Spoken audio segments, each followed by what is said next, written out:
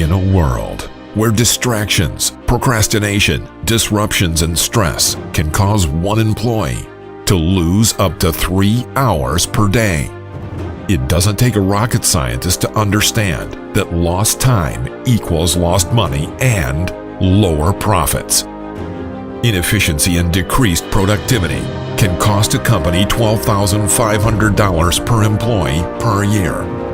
100 employees? That's $1.25 million down the drain each year.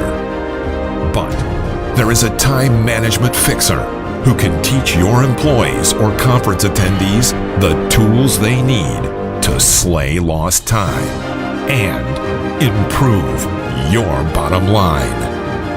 Helene Segura kicks chaos to the curb as the inefficiency assassin. Improve your employee productivity and increase your profits. Kickstart your time management revolution.